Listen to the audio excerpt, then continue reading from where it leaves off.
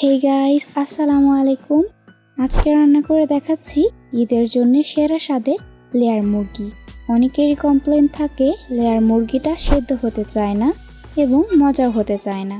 অনেক দিন ধরে ভাবছিলাম যে রেসিপিটি শেয়ার করব, বাট করা হয়নি। তো আজকের পর্বে মজাদার রেসিপিটি আপনাদের সাথে শেয়ার করছি।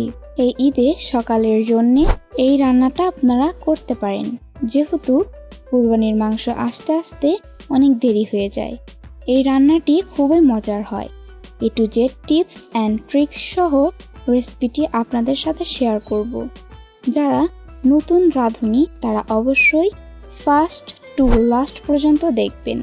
আশা করছি আপনারা উপকৃত হবেন। এর জন্য এখানে আমি 1 কেজি লেয়ার মুরগি নিয়েছি। তো আসলে অনেকে অনেকভাবে রান্না করেন, কিন্তু আমি দেখেছি যেভাবে রান্না করলে অনেক বেশি মজা হয়, সেটাই আজকে আমি আপনাদের সাথে শেয়ার করছি। এখানে আমি প্রথমে দিয়ে দিচ্ছি 1 কাপ পেঁয়াজ কুচি, বা তার চাইতে বেশি হলে হতে পারে। আরও দিয়ে দিচ্ছি আদা রসুন পেঁয়াজ বাটা মিক্সড, সজের গুঁড়া 1 চামচ, স্বাদ মতো নুন, হলুদের গুঁড়া 1 চামচ, জিরার গুঁড়া 1 চামচ, 2টি দারচিনি, 2টি সাদা এলাচ ও কালো এলাচ এবং 1 কাপ সরিষার তেল দিয়েছি। যদি আপনাদের হাতে সময় থাকে সেক্ষেত্রে আপনারা খুব ভালোভাবে এটাকে মেখে ম্যারিনেট করে রেখে দিবেন 20 থেকে 25 মিনিটের জন্য। আর আপনাদের হাতে সময় না থাকলে হাতে মাখিয়ে সাথে সাথে রান্না বসাতে পারেন।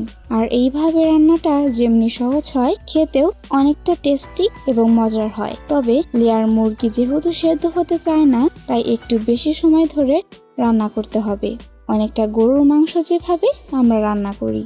তাহলে এটা অনেক বেশি টেস্টি হয়। খুব ভালোভাবে এই পর্যায়ে চিকেনটাকে মাখিয়ে নিয়ে এর মধ্যে অ্যাড করছি মাঝারি সাইজের কেটে রাখা 2টি আলু।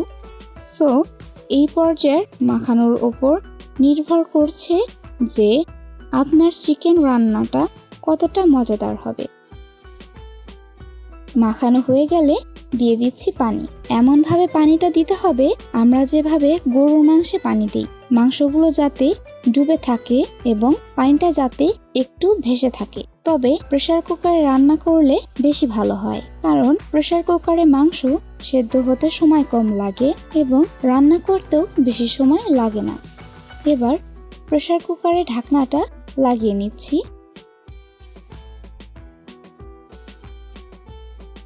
চুলা ধরিয়ে দিব এবং গ্যাস হাই ফ্লেমে আছে। হাই ফ্লেমে রেখে দিয়ে 5টি সিটির জন্য অপেক্ষা করছি।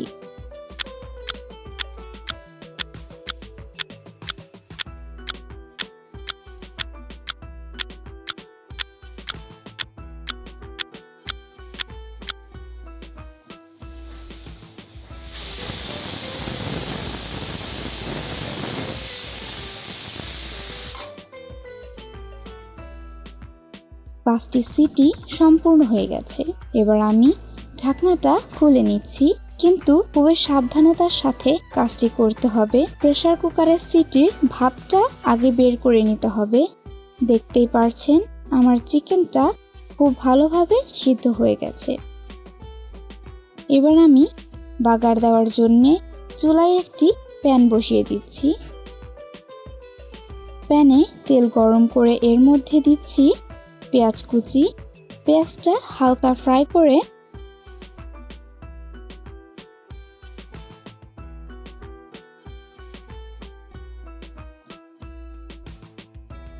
অ্যাড করছি একটি তেজপাতা, সামান্য জিরা। এবার আবারও হালকা ব্রাউন করে সবকিছু ফ্রাই করে নিচ্ছি। এখন রান্না করা চিকেন এর মধ্যে বাগার দিয়ে দিচ্ছি। এবার নেড়ে চেড়ে আবারও 5 মিনিটের জন্য রান্নাটা করে নিচ্ছি।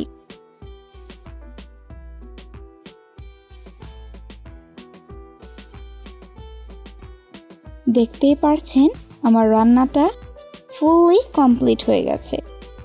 চিকেনটা দেখতে খুবই লোভনীয় হয়েছে এবং খেতেও অনেক মজা হয়েছে। আপনারা অবশ্যই এই রেসিপিটা বাসায় ট্রাই করবেন এবং কমেন্ট করে আমাকে জানাবেন কেমন খেতে হয়েছে। আশা করছি আমার আজকের এই চিকেন রান্নাটা আপনাদের অনেক ভালো লেগেছে।